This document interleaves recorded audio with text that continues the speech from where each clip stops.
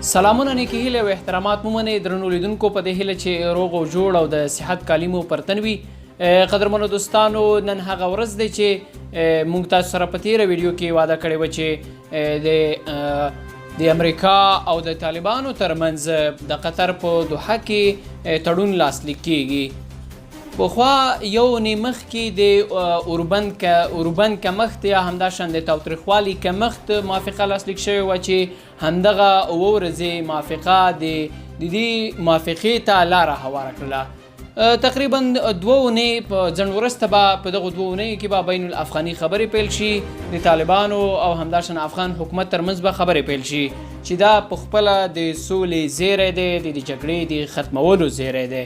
نو بناً ټول افغان ولس ته دې دغه بریا مبارکوي، دغه خوشحالي دې ورته مبارکوي، دغه د غم د پردیو لاس وهنې، دغه 40 کلنې جګړې پای شیبې دې ورته ډېرې ډېرې مبارکې وي. خدای دې وکړي چې تل افغانانو ته همداسې خوشحالۍ، همداسې سوکالۍ، همداسې ارامي تل ورته راشي او تل ارامه اوسي.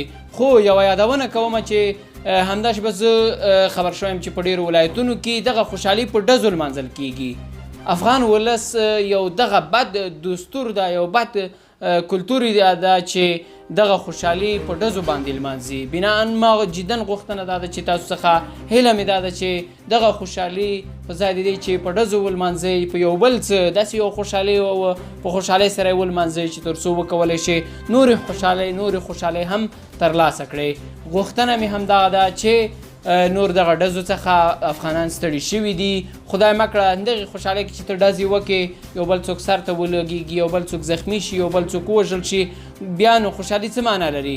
نو غوښتنه مې دا ده چې له دې بد دستور، له بد کلتور څخه منع وکړئ. د دې ډزو او د دې وسلې مینوالو ته مې دا خواهش ده چې دغه هیله مې ده چې تر څو د دې کار څخه استفاده نه کوي، دغه کار باید ونه شي. نو د نورو ویډیوګانو په تړاو او همداشان د نړۍ او د سیمې د حالاتو څخه که ځان خبروئ، پښتو شو چینل در سره سبسکرایب کړئ. مننه چې تر اوسه له موږ سره یاستئ. که نور غواړئ چې بیا هم یادونه کوم چې موږ چینل در سره سبسکرایب کړئ تر څو وکولی شئ چې د سیمې او نړۍ له تازه احوالاتو څخه ځان خبر کړئ. ډیره مننه کوم. وسلام.